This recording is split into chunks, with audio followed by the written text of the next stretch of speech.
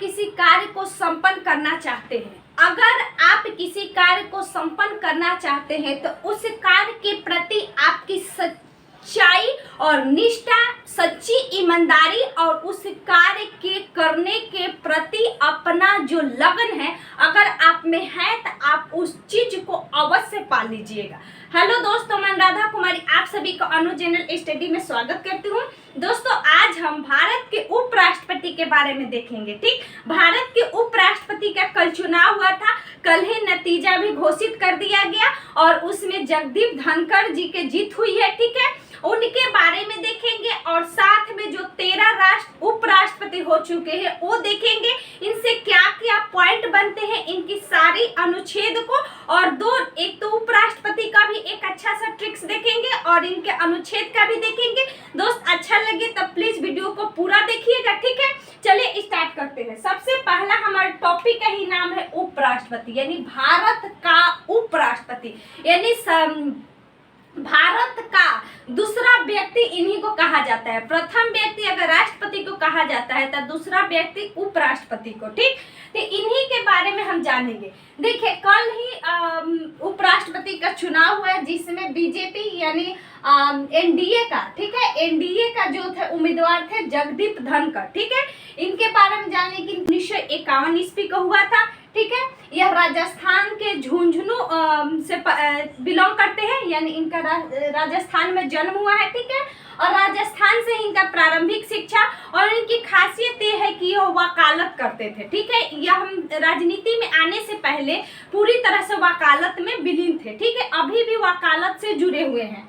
इसके अलावा ये देखिए, इनके बारे में एक और बात है कि इन्होंने राष्ट्रवादी कांग्रेस पार्टी, जो आप एनसीपी जानते हैं, जो शरद पवार जी हैं, उनसे सबसे पहले राजनीति से जुड़े। एनसीपी 1999 में जो राष्ट्रवादी कांग्रेस पार्टी है उससे जुड़े, फिर इन्होंने क्या कर दिया कि 2000 में इससे त्याग पत्र दे दिए। ठीक है, और फिर बीजेपी का दामन थाम लिए। ठीक है, यानी बीजेपी में, और इनको अंततः 2019 में राजस्थान के जो व्यक्ति है जगदीप धनखड़, इनको पश्चिम बंगाल का गवर्नर यानी पश्चिम बंगाल का राज्यपाल चुना गया। ठीक है, अभी वर्तमान में वहाँ के यह गवर्नर भी थे। अब हालांकि अब इनका पद खाली हो जाएगा, क्योंकि एक पद पर कोई संवैधानिक पद पर जाता है तो दूसरा पद खाली हो जाता है। ठीक, तो याद रखिए, ये हमारा हो गया जगदीप धनखड़ जी। और इनके विपक्षी थे मार्गरेट अल्वा, याद रखिएगा, अभी राष्ट्रपति का भी चुनाव हुआ था, उसी प्रकार यहाँ उपराष्ट्रपति में मार्गरेट अल्वा ये कांग्रेस के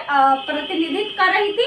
ठीक है, इनके बारे में जानिए कि 1985 में संसदीय युवा खेल एवं महिला बाल विकास मंत्रालय भी संभाल चुकी है। ठीक है, और ये 1974 में राज्यसभा का सदस्य बनी, 1999 में यह लोकसभा का सदस्य बनी। उसके बाद यह ऐसे उतना राजनीति से जुड़ी नहीं है, लेकिन यह बहुत कहिए कि एक नहीं होता है कि पूरी तरह से विलीन होना, पूरी तरह से राजनीति के बारे में जानकारी मार्गरेट अल्वा बहुत पहले से ही इसमें जुड़ी हुई है। अब देखिए, यह उत्तराखंड और राजस्थान के भी राज्यपाल रह चुके हैं, यानी ये राजस्थान के व्यक्ति थे जगदीप धनखड़ जो पश्चिम बंगाल के थे।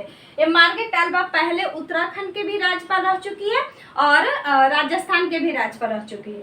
अब ये देख लिए, अब इनके बारे में थोड़ा सा यहाँ जान लीजिए कि यह 528 मत से जीते हैं। ठीक है, यानी 528 वोट से, और इनको 182 वोट मिला है। ठीक है, अब देखिए ये क्या आंकड़ा होता है, लोकसभा में 543 होता है और राज्यसभा में 245 होता है, टोटल 788 वोट है। ठीक है, लेकिन इसमें से 15 वोट अवैध घोषित कर दिया गया, यानी किसी कारणवश गलत हो गया होगा।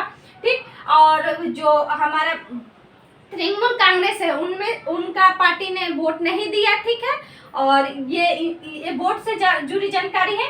इसके अलावा 391 मत जो होती है वो बहुमत के लिए होती है। ठीक है, यानी बहुमत अगर 391 मिल जाती है तो आप जीत जाएंगे, होता है वो उस पर बहुमत प्राप्त हो जाता है। तो इनको तो 528 मिला, तो आपको याद हो गया 528 मिला। अब चलिए हम देखते हैं अब इनका ट्रिक्स। अब यहीं से तो स्टार्ट होता है जो एग्जाम में पूछा जाता है। ठीक है, ये जगदीप धनखड़ भारत के 14वें उपराष्ट्रपति नियुक्त हुए हैं। अब यहाँ से ये जितने इम्पोर्टेंट है ना, ये आप देखिएगा समझ में आ जाएगा पूरा। देखिए, सबसे पहले तो उपराष्ट्रपति का जो अनुच्छेद है 63 से 70 तक याद रखना है। जैसे राष्ट्रपति का 52 से लेकर 60 तक शपथ तक ले था, उसके बाद 61 62 भी उन्हीं से जुड़ा हुआ था। ठीक, इसी तरह इनका 63 जो है 63 से 70 तक उपराष्ट्रपति। ठीक, अब 63 में क्या है, अनुच्छेद 63 और 70 मेरा उसरा क्या है, उसरा निकाचुस, उसरा निकाचुस, देखिए उसरा निकाचुस, तो देखिए 2 4 बार 5 बार बोलने पर आराम से याद हो जाता है। उसरा निकाचुस, और दिमाग में रखना पड़ता है।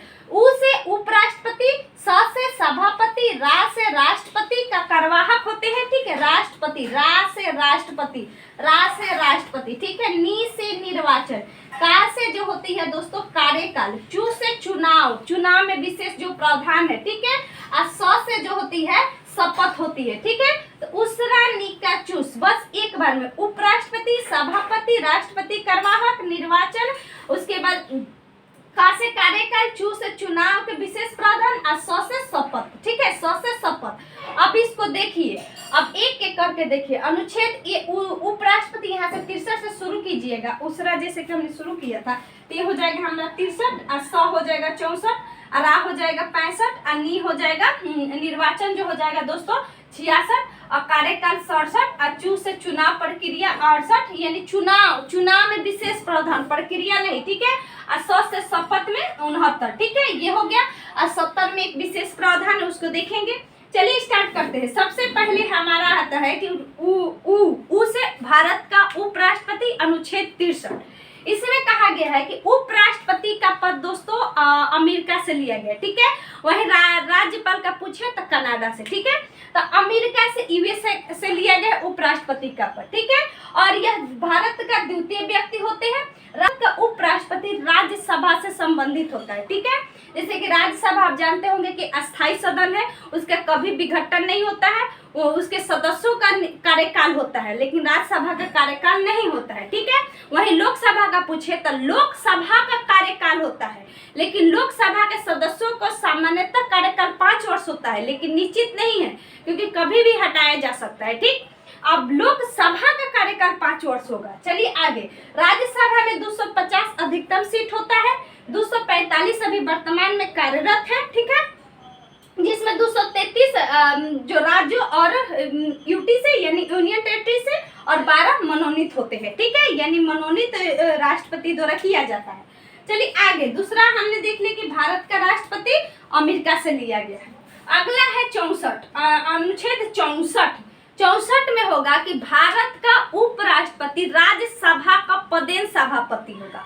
पदेन का मतलब होता है उस पद पे अपने आप आ जाना, यानी अगर कोई भारत का उपराष्ट्रपति बनता है तो खुद चला जाएगा राज्यसभा का उप सभापति में। ठीक है, उसको बुलाया नहीं जाएगा, खुद वो बन जाएगा, वो संविधान में ही प्रावधान किया गया। ठीक है, क्योंकि जो उपराष्ट्रपति होती है सामान्यतः क्या होती है कि राष्ट्रपति अगर किसी कारणवश कार्य नहीं कर रहे हैं तो ये उनका कार्यभार संभालेंगे। ठीक है, इसलिए बनाया जाता है। लेकिन आखिर का राष्ट्रपति है तो ये कहाँ जाएंगे, राज्यसभा में जाएंगे, यानी राज्यसभा का पदेन सभापति यानी पदेन है।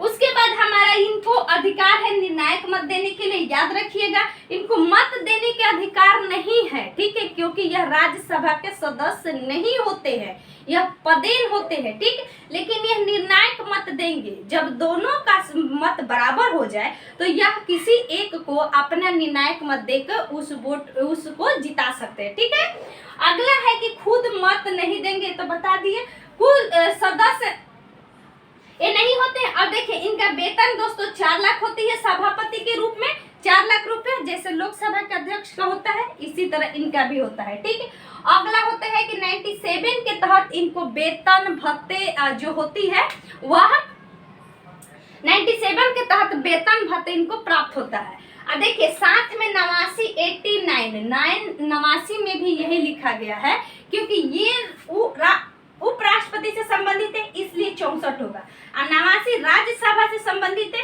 इसीलिए क्योंकि 80 राज्यसभा है, तो 80 के बाद 81 82 वो सब जो है संसद से प्रावधान है। ठीक है, तो ये 89 में भी कहा गया है कि राज्यसभा का पदेन सभापति भारत का उपराष्ट्रपति होगा। ठीक, ये समझ गए। अगला है हमारा रा से राष्ट्रपति कार्यवाहक, यानी 65 में हमारा राष्ट्रपति कार्यवाहक होंगे, उनका निर्वहन करेंगे, जो भी उनका निर्वहन होगा। यानी कहने का मतलब कि जब राष्ट्रपति नहीं है पद पे तो ये उपराष्ट्रपति उनका कार्य करेंगे, जो भी कार्य है सारे इनको मिल जाएगा। इनको वेतन मिलेगा 5 लाख रुपया, भत्ता जो मिलता है वो मिलेगा, ठीक है। इसके अलावा विशेषाधिकार मिलेगा, राष्ट्रपति भवन में जाकर रहेंगे पूरे परिवार सहित, ठीक। इनको सारे प्रावधान मिलता है।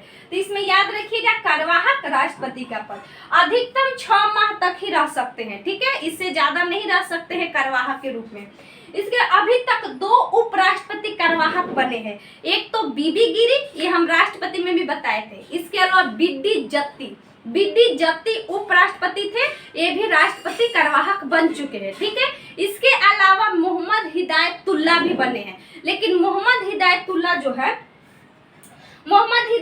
भी आपका बन चुके हैं। यहाँ 3 होगा, 2 ही बोल रहे हैं, 3 होगा कार्यवाहक उपराष्ट्रपति में, एक तो बीबी गिरी, उसके अलावा आपका मोहम्मद हिदायतुल्लाह और बीडी जत्ती, ठीक। अब आगे चलिए, राज्यसभा का पदेन सदस्य खुद, यानी राज्यसभा का पदेन सदस्य जब राष्ट्रपति बन जाएंगे तो इनका राज्यसभा का पदेन सभापति अपने आप हट जाएगा, ठीक है। यानी खाली हो गया तो वहां पे राज्यसभा का उपसभापति करेगा, ठीक है।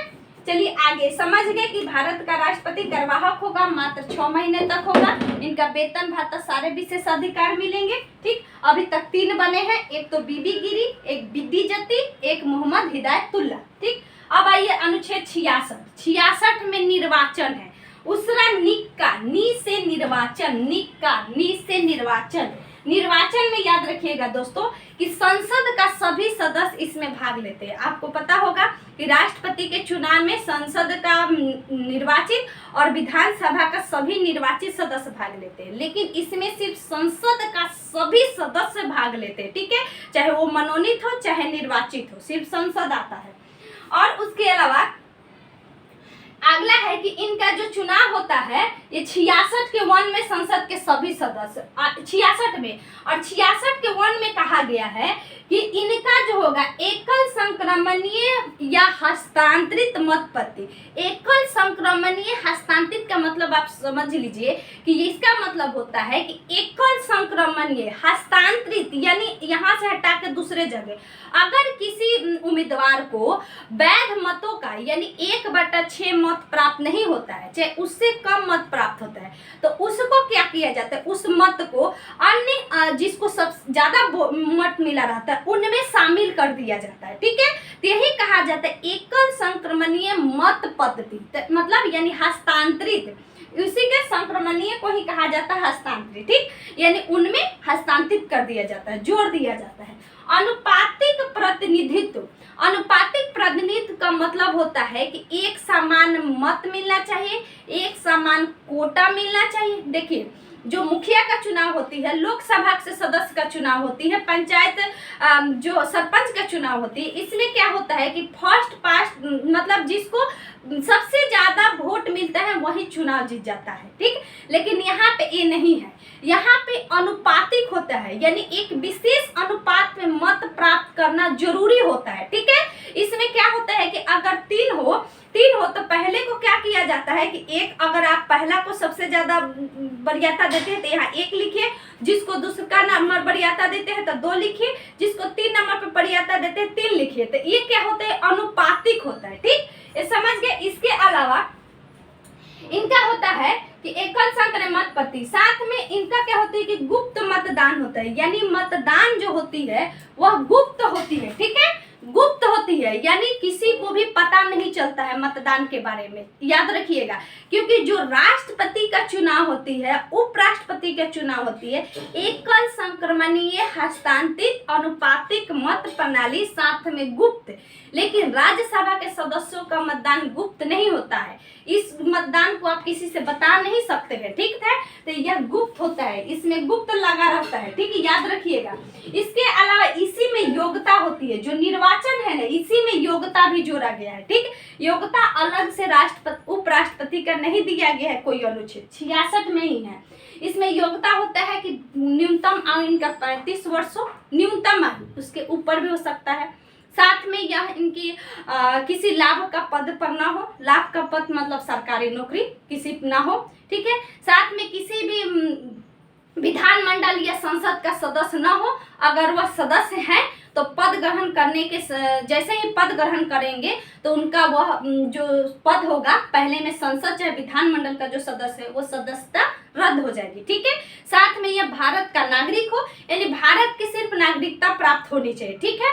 उसके अलावा किस राज्यसभा का सदस्य चुने जाने योग्य हो। राज्यसभा के लिए आप जानते हो कि 30 वर्ष होता है और विधानसभाओं के सदस्यों द्वारा चुना जाता है, तो इसी में इनकी योग्यता है, ठीक है। इसके अलावा याद रखिएगा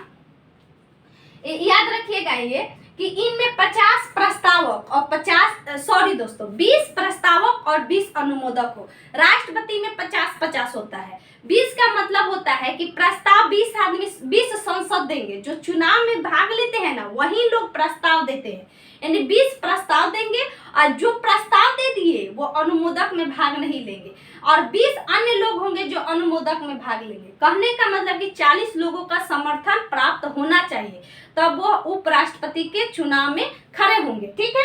इसके अलावा 15,000 की जमानत राशि रखा जाता है, यानी आप वैध मतों का 1/6 मत प्राप्त नहीं करते हैं तो आपका जो ये जमानत राशि होगा वो खो जाएगा।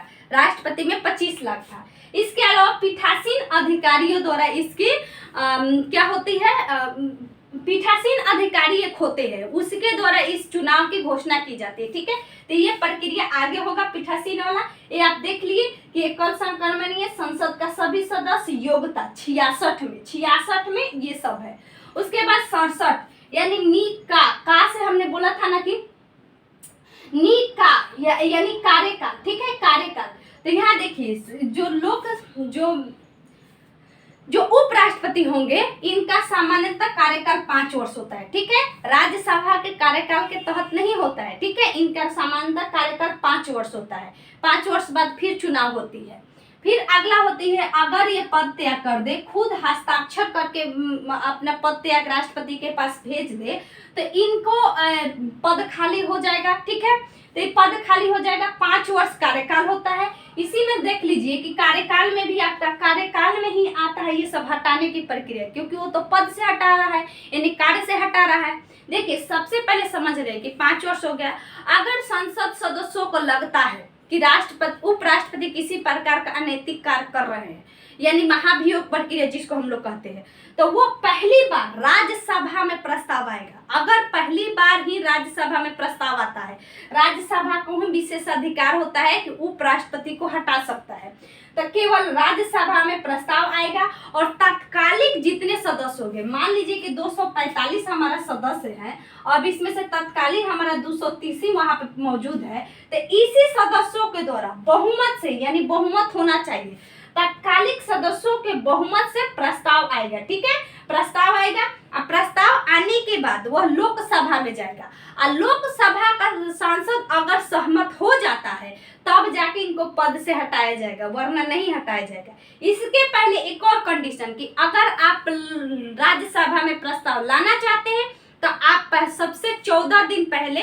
राज्यसभा के सभापति को आप पहले सूचना दीजिए कि सभापति जी मैं आपके लिए आपके प्रति महाभियोग की प्रक्रिया लाना चाहती हूँ, ठीक है। उनको सूचना देना बहुत जरूरी होता है, ठीक। तो ये हो गया कैसे हटाया जाता है, यानी प्रस्ताव पहले राज्यसभा में आएगा, फिर लोकसभा उस पे क्या अनुमति दे देगी, तब जाके उपसभा मतलब सभापति हटेंगे, ठीक। अगला है हमारा कि पद पर तब तक बना रहेंगे जब तक कि कोई उनका कार्यभार नहीं संभाल लेते। देखिए इसीलिए तो चुनाव हो गया पहले। 10 तारीख को वेंकैया नायडू जी का वेंकैया नायडू जी का क्या हो रहा है कि कार्यकाल खत्म हो रहा है, इसीलिए पहले चुनाव हो गया कि 11 तारीख को इनकी शपथ दिलाई जाएगी जगदीप धनखड़ जी की, ठीक है। तो यही 11 तारीख से पहले अगर कोई नहीं आता है तो तब तक ये पद पर बने रहेंगे जब तक कि कोई आ नहीं जाता है, ठीक है। तो याद रखिए कि इनमें कार्यकाल हो गया। अब आता है 68 में है हमारा चुनाव का समय, यानी चुनाव कैसे होते, चुनाव में क्या विशेष प्रावधान है।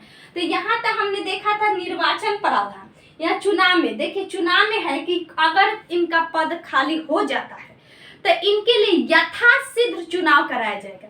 संविधान में कहीं भी उल्लेख नहीं है कि 6 माह, 2 माह, 4 माह, कहीं उल्लेख नहीं है। तो याद रखिएगा, यह मोस्ट इंपोर्टेंट है, यथाशीघ्र। वही आप राष्ट्रपति देखिएगा तो 6 माह मिलेगा, लेकिन राज्यसभा के लिए जो राज्यसभा के सभापति है यानी उपराष्ट्रपति, इनके लिए कोई निश्चित समय नहीं है। तो यथाशीघ्र, जितना जल्दी हो सके उतना जल्दी आप इस चुनाव को संपन्न करवाइए अगर पद खाली है तो। अगला है कि इनके लिए कोई उपचुनाव नहीं होता है। उपचुनाव का मतलब होता है कि अगर राष्ट्रपति उपराष्ट्रपति का पद खाली हो जाता है तो बचा हुआ कार्यकाल के लिए चुनाव नहीं होता है। जो चुनाव होगा वो फुल कार्यकाल के लिए होगा, ठीक है। तो याद रखिएगा, उपचुनाव नहीं होता है। इसके अलावा पीठासीन, ये मोस्ट इंपोर्टेंट है। देखिए, जब चुनाव की घोषणा होती है ना, तो भले इसका निर्वाचन चुनाव आयोग करवाता है, लेकिन इसकी घोषणा कौन करता है कि कौन जीता, क्या कौन हारा, इसकी घोषणा करता है एक पीठासीन अधिकारी बनाया जाता है, जिसमें या तो राज्यसभा का महासचिव बनेंगे या लोकसभा का महासचिव बनेंगे, ठीक है। तो पीठासीन जो चुनाव का पीठासीन अधिकारी होंगे वह महासचिव होंगे, चाहे वह लोकसभा के हो चाहे राज्यसभा के हो। लेकिन कल आपने देखा होगा, अगर लाइव देखे होंगे तो उसमें उत्पल कुमार सिंह जो लोकसभा के महासचिव है, उन्होंने इसकी घोषणा किया कि माननीय जो जगदीप धनखड़ जी हैं वह भारत के 14वें उपराष्ट्रपति के पद पर निर्वाचित हो चुके हैं, ठीक है। तो इन्होंने ही घोषणा किया था, उत्पल कुमार सिंह ने। तो ये चुनाव से प्रावधान है, ठीक है। ये 68 में है। इसके अलावा 69 में देखिएगा दोस्तों, चू से चुनाव के लिए प्रधान, 100 से शपथ में है कि राष्ट्रपति के द्वारा इनको शपथ दिलाया जाएगा। अगर राष्ट्रपति उस समय उपस्थित नहीं है तो किसी भी व्यक्ति को वो क्या करेंगे कि नियुक्त कर देंगे कि आप उपराष्ट्रपति जी को शपथ दिलवा दीजिए, तो उपराष्ट्रपति को शपथ दिलवा देगा, ठीक है। तो आपको याद हो गया होगा, उसरा निका चूस, उ से उपराष्ट्रपति भारत का, स से सभापति, रा से राष्ट्रपति का कार्यवाहक, नि से निर्वाचन, का से कार्यकाल, चू से चुनाव का प्रधान, और स से शपथ, ठीक है। यही मेन इसमें चुनाव के प्रधान में यथाशीघ्र, उपचुनाव और पीठासीन, 3 चीजें याद रखना रहता है, ठीक है। चलिए आगे अब एक और देख लेते हैं यहाँ पे कि अनुच्छेद 70 है कि अगर किसी आपात स्थिति में, ठीक है, किसी प्रकार का अगर आपात स्थिति आ जाता है तो उस स्थिति में क्या होता है कि अगर राष्ट्रपति का पद खाली है तो उस पद पर भारत के उपराष्ट्रपति जाके कार्यभार करेंगे।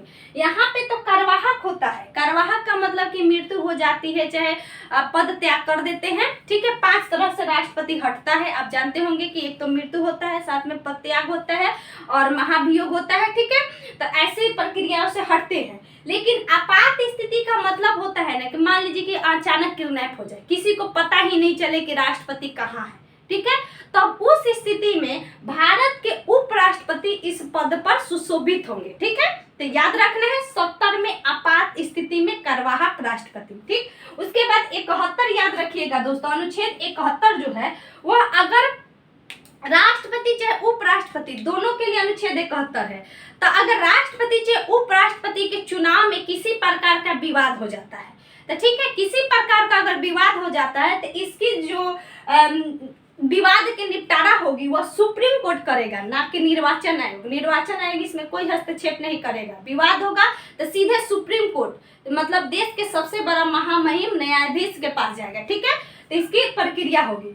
चलिए अब यहाँ से हम महत्वपूर्ण जो 13 उपराष्ट्रपति हो चुके हैं उसके लिए एक बहुत अच्छा ट्रिक है। आप देखिए, सारे भगवान के नाम पर है, यानी भगवान के नाम से याद हो जाएगा। पहला है कि राजा गिरी हम लोग नहीं करते, गिरधर यानी गिरी विष्णु जी के कहा जाता है, ठीक है। तो राजा गिरी गोपाल जयराम, शंकर नारायण कृष्ण भैरव आवे, ठीक है। देखिए राजा यानी राजा से तो दो दिमाग पर रखना है कि राजा कौन बनते थे, पहले भगवान ही बनते थे, तो राजा। उसके बाद याद रखना गिरी विष्णु जी, गोपाल कृष्णा जी को कहा जाता है, जय यानी सबकी जय हो। उसके बाद राम, जय राम जी भी इसमें आ गए। उसके बाद शंकर नारायण, यानी देखिए शंकर जी जब नारायण की अवतार होती है धरती पे विष्णु जी की, तो शंकर जी के बाद नारायण जी आएंगे, ठीक है। तो शंकर नारायण, और नारायण जब विष्णु अवतार होते हैं उसके बाद में कृष्ण अवतार होता है। तो कृष्ण अवतार, तो शंकर नारायण कृष्ण, उसके बाद भैरव, भैरव जो कि दुर्गा जी के भाई हैं भैरव, तो बहुत बाद में इनका अवतार होती है। तो भैरव, ठीक, आवे यानी आवे आवे। अब देखिए इसको याद कैसे रखना है, 2 बार, राजा गिरी गोपाल जयराम शंकर, फिर उसके बाद शंकर जी के बाद क्या आना है, नारायण, फिर उसके बाद कृष्ण, फिर उसके बाद भैरव, तब उसके बाद आवे।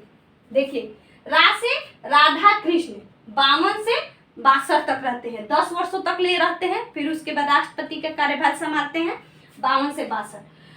जा यानी जाकिर हुसैन, ये भी 62 से 67 5 वर्षों तक, इसके बाद चले जाएंगे राष्ट्रपति में जब इनकी मृत्यु हो जाती है।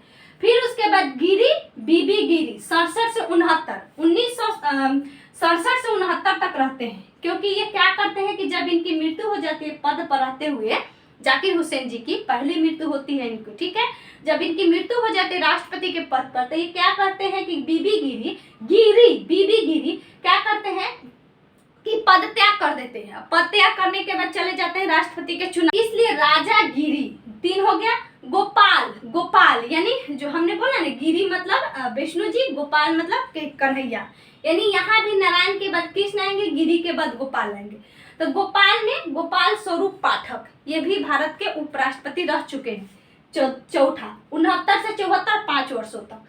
उसके बाद जय से हो जाएगा दोस्तों, याद रखिए जय विधि जति, देखिए एक साथ दोनों क्यों लिखे हैं जय इसलिए लिखे हैं कि दोनों जो होते हैं ना कार्यवाहक राष्ट्रपति भी बनेंगे, तो ये दिमाग पे आ जाएगा कि जय एक तो उपराष्ट्रपति भी थे, एक तो 5वां और 6ठा, और साथ में कार्यवाहक भी आ जाते हैं। तो देखिए जय से विधि जति जय जति 74 से 69, ठीक है।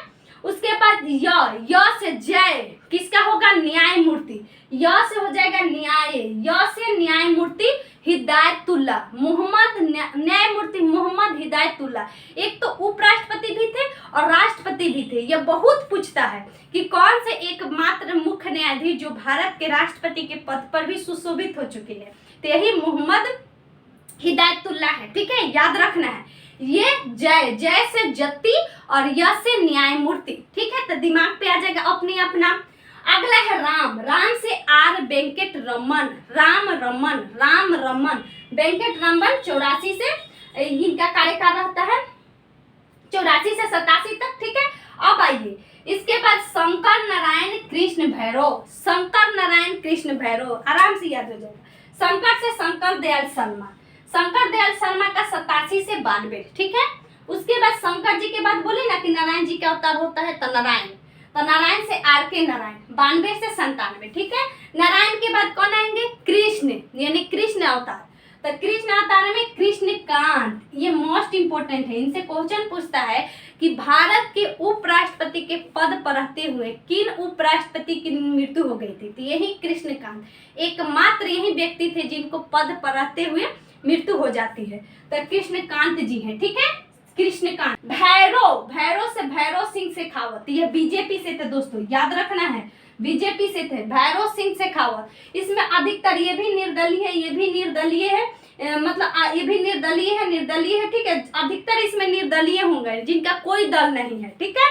लेकिन ये हमारा भैरव सिंह शेखावत बीजेपी से है। उसके बाद आवे तो 2 तो याद ही रखना है, जो अभी तैयारी वर्तमान में कर रहा है उनको तो याद ही होना चाहिए कि 12वां उपराष्ट्रपति मोहम्मद अंसारी जो कि कांग्रेस से थे, और आवे वह से वेंकैया नायडू, वह से वेंकैया। एक लाइन एक बार याद करिए, एक लाइन एक बार याद कीजिए, अपने आप याद हो जाएगा, बहुत आसान ट्रिक्स है।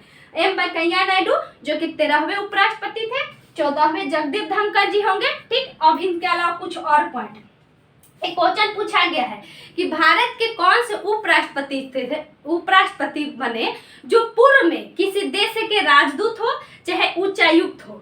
जो ब्रिटेन का है, ब्रिटेन का आधिपत्य जहां नहीं था वहां पे जो नियुक्त होती है उसको राजदूत कहा जाता है, ठीक है। और जहाँ पे ब्रिटेन का आधिपत्य था वहाँ पे जो राजदूत नियुक्त होती है, यानी भारत का जो प्रतिनिधित्व, चाहे किसी देश का जो प्रतिनिधित्व करते हैं उसको उच्चायुक्त कहा जाता है। तो यहाँ याद रखिएगा राजदूत होगा, क्योंकि यूएसएसआर जो यूनाइटेड जो हमारा रूस है, ठीक है, रूस है, ये कभी भी ब्रिटेन का आधिपत्य में नहीं आया है, तो इसलिए यहाँ पे राजदूत की नियुक्ति होगी। तो यहाँ ये जो राधा कृष्ण, सर्वपल्ली राधा कृष्ण जी जो थे, यह इससे पहले रूस का राजदूत भी रह चुके थे, तब जाके भारत के उपराष्ट्रपति बने। ठीक, उसके बाद आते हैं बीबी गिरी। बीबी गिरी उच्चायुक्त रह चुके हैं श्रीलंका का, क्योंकि श्रीलंका 1948 में ब्रिटेन से आजाद होता है, तो उच्चायुक्त होगा वहां पे। तो श्रीलंका बीबी गिरी जी रहे हैं। ठीक है, ये भी क्वेश्चन आप प्रीवियस ईयर में देखिएगा पूछा गया है। उसके बाद के आर नारायण भी रह चुके हैं चीन का राजदूत, क्योंकि चीन भी नहीं हुआ है, ब्रिटेन के कब्जे में चीन भी नहीं आए हैं कभी। तो के आर नारायण, ये 3 व्यक्ति हैं जो कि किसी देश के राजदूत या उच्चायुक्त हो चुके हैं, यानी भारत का चाहे किसी अन्य देशों का प्रतिनिधित्व करने वाले लोगों को ही राजदूत या उच्चायुक्त करते हैं। आशा करते हो जितना मैंने इसमें कंटेंट डाला है आप सभी को समझ में आया होगा, क्योंकि यह बहुत अच्छा कंटेंट है दोस्तों। आप इसको पढ़िए, नोट्स बनाइए, जैसे जैसे मैंने पढ़ाया वैसे लाइन बाय नीचे से नोट्स बनाते जाइए। राष्ट्रपति का कार्यकाल, उपराष्ट्रपति का कार्यक्रम लिख लीजिए, आप सभी को आसानी से याद हो जाएगा। ठीक है दोस्त, अगर अच्छा लगे तो प्लीज वीडियो को मेरा शेयर करिएगा जरूर, और लाइक भी करिएगा, और प्लीज चैनल को सब्सक्राइब भी करिएगा दोस्त। ठीक है, थैंक यू सो मच।